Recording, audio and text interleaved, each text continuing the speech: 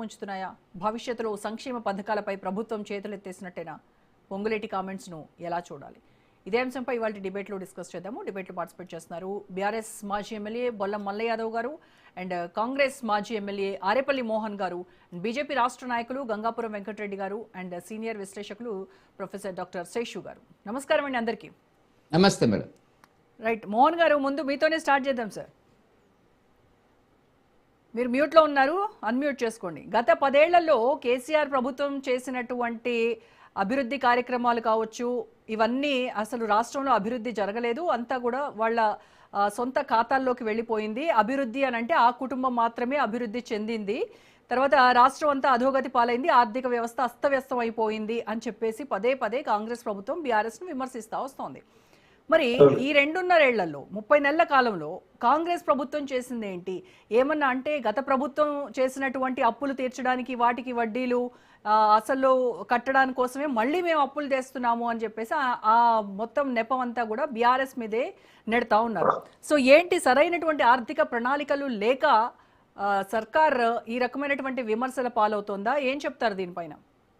కాంగ్రెస్ కు సరైన ప్రణాళిక ఉంది. ప్రణాళిక బద్ధంగానే ఈ ప్రభుత్వం నడుస్తుంది. రేవంత్ రెడ్డి గారి నాయకత్వంలో మరి కేబినెట్ కూడా చాలా అనుభవం ఉన్న కేబినెట్ ఉంది. తప్పక ప్రణాళిక బద్ధంగానే ఈ రాష్ట్ర ప్రభుత్వం నడుస్తుంది అనే మాట చెప్తూనే ఈ రోజు హనుమకొండ జిల్లాలో మరి పొంగులేటి శ్రీనివాస్ రెడ్డి గారి సమక్షంలో మరి కౌశిక్ రెడ్డి గారు చేసిన సంభాషణను కూడా మీరు ప్రస్తావించారు.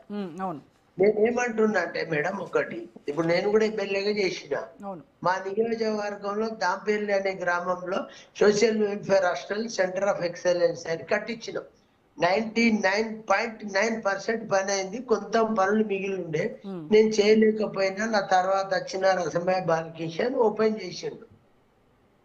అదే విధంగా ఈ రోజు మీరు ఏమంటారు, మేము కట్టిన ఇల్లు మీరు వంచుతారట. సహజమే, ప్రభుత్వం అన్నప్పుడు మీరు చేసే కాడికి చేసిండ్రు, మిగిలిన పనులు ఈ ప్రభుత్వం వచ్చి పెండింగ్ వర్కులన్నీ చేసి అట్టి ఇళ్లను పంచే ప్రయత్నంలో భాగంగా పొంగులేటి శ్రీనివాస్ రెడ్డి గారు ఈ రోజులో హన్మకొండ జిల్లాలోని కమలాపూర్ మండలంలో 402 ఇండ్లకు గాను పంపిణీ కార్యక్రమంలో పాల్గొని ఏమన్నాడు, గత ప్రభుత్వము ఇళ్లను పంపిణీ చేయలేదు. కారణం ఏంటంటే 50 ఒక్కొక్కడ 50%, ఒక 70%, ఒక 80% పనులు పూర్తి చేసి అతిమితంగా వదిలేసి వెళ్ళిన వాటి అన్నింటికి డబ్బు కేటాయించి వాటిని మరమ్మతులు చేసి మా ప్రభుత్వం మంచిదనే విషయాన్ని ప్రజల ముందు ఉంచే ప్రయత్నం చేసిండు పొంగులేటి శ్రీనివాస్ రెడ్డి గారు. అంతే. ఇప్పుడు మీరు మేమే చేసినామనే మాట మళ్ళీ కౌశిక్ రెడ్డి మాట్లాడటం అక్కడ సందర్భం ఉచితం కాదు. కానీ సందర్భం కాకుండా లేవనెత్తిండు కాబట్టి అక్కడ గలాటం. నేను అడుగుతున్నాను టిఆర్ఎస్ ప్రభుత్వంలో ఉన్న నాయకులందరినీ, నిజంగా మీరే కంప్లీట్ చేసి ఉంటే మీరే ఓపెనింగ్ చేయాలి కదా. ఈ 2 ఏళ్ల దాకా ఆగేదాకా వచ్చిందంటే ఈ ప్రభుత్వం ఎన్ని ప్రణాళికలు చేసుకొని డబ్బును లెక్క కట్టుకొని అన్ని ఇతర పథకాలు ఆగకుండా కొంత డబ్బు మిగిలిచ్చి ఇలాంటి డబుల్ బెడ్రూమ్ల మరమ్మతుకు వాడుతుంది, లేట్ అవుతుంది. 2 ఏళ్ళు గడిచింది అంటే మీరు ఆలోచించండి. ఏంది ఆర్థిక ప్రణాళిక బద్ధంగా చేస్తూ ఉంటేనే డబ్బులు కూడగట్టుకొని ఇలాంటి డబుల్ బెడ్రూమ్ల ఇళ్లను రిపేర్ చేసి మరమ్మతులు చేసి కంప్లీట్ చేసి ప్రజలకు అందజేసే కార్యక్రమం జరిగింది. అంతే తప్ప మరి అందులో రాజకీయం ఉన్నట్టు మాట్లాడడం సబబు కాదు. ఎప్పుడైనా అప్పుడే వీళ్ళు కంప్లీట్ చేసి ఉంటుంటే అప్పుడే వీళ్ళు పంచేవాళ్ళు కదా. అప్పుడే వచ్చారు మేడం. వీళ్ళు ఏమంటారు, మేము కట్టినాం మీరు పంచుతాం. అరే నువ్వు టోటల్ గా కట్టుంటే మాకు అవకాశం వచ్చేది కాదు కదా. నేనేమంటున్నా, దయచేసి రాజకీయ కోణం ఆలోచించకండి, బాధ్యతగా ఆలోచించండి. మీరు డబుల్ బెడ్రూమ్ కట్టారు, ఎన్ని కట్టిరు, ఎట్లా కట్టిండ్రు, కట్టే విధానం పూర్తిగా కంప్లీట్ కాలేదు. ఈవెన్ కరీంనగర్ హెడ్ క్వార్టర్ లో కూడా ఉన్నాయి, వరంగల్ హెడ్ క్వార్టర్ లో ఉన్నాయి, ఖమ్మం చాలా ఏరియాలలో ఉన్నాయి. ఎందుకు ఉన్నాయి? కంప్లీట్ కాకుంటున్నాయి. ఇప్పుడు కరీంనగర్ లో కావాలంటే దాదాపు 7 నుంచి 10 కోట్ల రూపాయలు అయితేనే కంప్లీట్ అవుతుందని అంచనా ఉంది.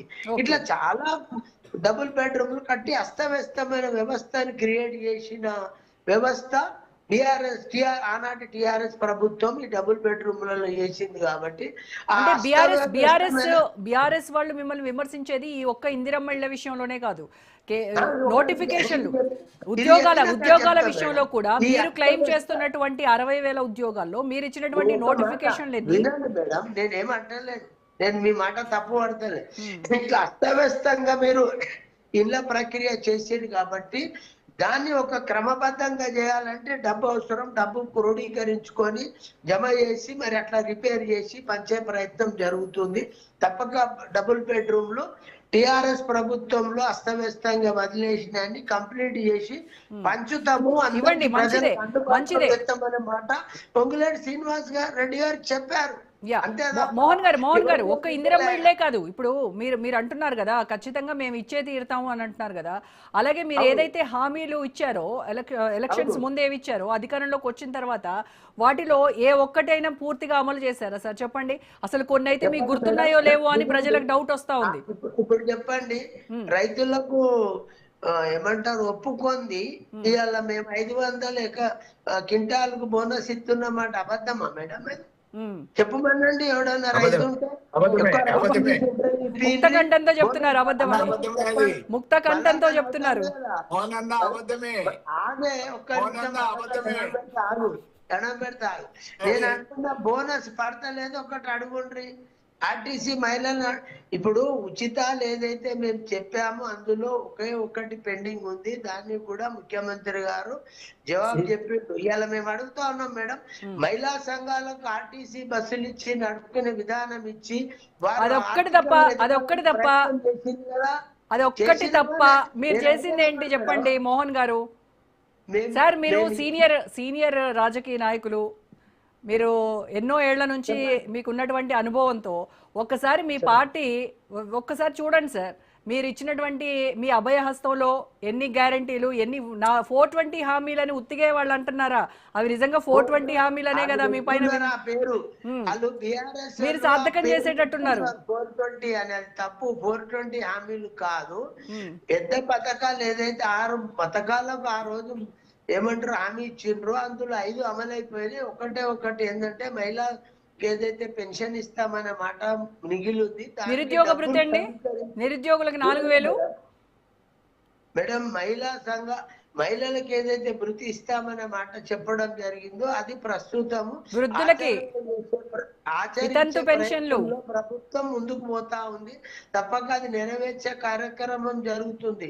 420 ఇప్పుడు ఎస్సీలకు సంబంధించి ఆనాటి ముఖ్యమంత్రి ఎల్కేజీ టు పీజీ ఏమైంది 3 ఎకరాలు చాలా ఉన్నాయి మేడం. నేను వేరే ఏమంటలేను. నేను అనదలుచుకున్నది ఏంటంటే 2 అంశాలు గుర్తుపెట్టుకోవాలి. ఎప్పుడైనా ఏ ప్రభుత్వం అయినా ప్రజలకు ఇచ్చే హామీని ఇచ్చి నెరవేరిస్తే ఆ ప్రభుత్వం తిరిగి అధికారంలోకి వస్తుంది అనేది జగమెరిగిన సత్యం. కానీ మోహన్ గారు నాకు ఒకటి అర్థం కాని విషయం ఏంటంటే, ఈ అధికార పార్టీలో ఉన్నటువంటి నేతలతో ఎప్పుడు మాట్లాడినా మీరు హామీలు అమలు చేయలేదని మిమ్మల్ని క్వశ్చన్ చేస్తే వాళ్ళు గత ప్రభుత్వం వాళ్ళు అవి ఇచ్చారా, వీళ్ళు ఇవి ఇచ్చారా, మమ్మల్ని అడుగుతారు ఏంటని అంటారు. వాళ్ళు వెళ్ళిపోయారు కదా. వాళ్ళు కాంగ్రెస్ పార్టీ ఆలోచన మీకు చెప్తా మేడం, ఎవరు చేయకున్నా కాంగ్రెస్ పార్టీ యొక్క సిద్ధాంత పరంగా చాలా పథకాలు ఆనాడు అమలు చేసి ఇందిరాగాంధీ, నెహ్రూ కావచ్చు, ఆ తర్వాత కావచ్చు, చాలా మంది కాంగ్రెస్ ప్రధాన మంత్రులు ఈ దేశంలో చాలా మార్పులు చేసి అభివృద్ధి చేసి. ఇక్కడ నేననేది ఏంటంటే వాళ్ళు చేయలేదని నేను సందర్భంలో ఏమంటారు, మేము ఇచ్చిన మాట కట్టుబడి తప్పక కాంగ్రెస్ ప్రభుత్వం రేవంత్ రెడ్డి నాయకత్వంలో ప్రతి పథకం అమలు చేస్తుంది, అమలు చేసి చూపిస్తామన్న మాట చెప్తాను. 2 ఏళ్ళు అయింది, ఏమైంది అంటే ఒక టర్మ్ అంతా అయినాక కూడా ఆనాటి టిఆర్ఎస్ ప్రభుత్వం ఎన్నో పనులు చేయలే. 2వ టర్మ్ లో కూడా సగంకి ఎక్కువ పనులు చేయలే. మేమేమంటున్నాం, మాకు ఇంకా గత 2.5 సంవత్సరాలు మిగిలింది, మేము ఇచ్చిన మాట కట్టుబడి పనిచేసే ఓటు అడుగుతామన్నమాట ముఖ్యమంత్రి గారు చెప్తా ఉన్నారు, మంత్రులు చెప్తా ఉన్నారు. మేము అన్ని పనులు చేస్తాం, మీరు అడగని పనులు కూడా చేశాం. అందులో రైతుల బోనస్ కావచ్చు, మహిళలకు బస్సు ఏమంటారు నడుపుకునే అవకాశం కావచ్చు, ఇట్లా రకరకాల కార్యక్రమాలు ఈ ప్రభుత్వం చేస్తుంది, చేసి చూపిస్తుంది. తప్పక ఎవరు మన ప్రజలకు కూడా ఒక విన్నపం చేస్తా ఉన్నాం, తప్పక కాంగ్రెస్ పార్టీని నమ్మండి. రేవంత్ రెడ్డి నాయకత్వంలో మీకు ఇచ్చిన మాట కట్టుబడి ప్రతి పథకం అమలు అవుతుంది. ఇది కాంగ్రెస్ సిద్ధాంతం అన్న మాట ఈ సందర్భంగా గుర్తు నమ్మారు చేస్తూ నమ్మారు మోహన్ గారు, నమ్మే వాళ్ళు ఇప్పుడు మోసపోయామని లబోదిబోమని మొత్తుకుంటున్నారంట. ఇంకా టైం ఉంది, చేసి చూపిస్తామన్న మాట చెప్తా ఉన్నా. ఓకే. నేను కాదు, అందులో ఉన్న పార్టీలోని కేబినెట్ లో ఉన్న మంత్రులు చెప్తా ఉన్నారు, ముఖ్యమంత్రి చెప్తా ఉన్నారు, పార్టీకి సంబంధించిన నాయకులం అందరం ఏం చెప్తా ఉన్నామంటే కాంగ్రెస్ పార్టీ ఇచ్చిన మాట కట్టుబడి పనిచేస్తుంది. ఓకే. తప్పక మేము ఇచ్చిన హామీలన్నీ నెరవేరుస్తాం. రైట్ అండి. కానీ ఈ 2.5 సంవత్సరాలలో కొన్ని నెరవేర్చాము. మీరు అనుకున్నట్టు 1-2 పెండింగ్ ఉన్నాయి. తప్పక అవి కూడా చేసి చూపిస్తామన్న మాట కూడా ఈ సందర్భంగా గుర్తు చేస్తా ఉన్నా. ఇది ఛాలెంజ్ అని కాదు, తప్పక కాంగ్రెస్ పార్టీ ఓకే. ఇచ్చిన హామీలు నెరవేరుస్తుంది. ఓకే ఓకే అండి, రైట్. మోహన్ గారు మళ్ళీ మాట్లాడతాను. ఎస్, మిగతా గెస్ట్ల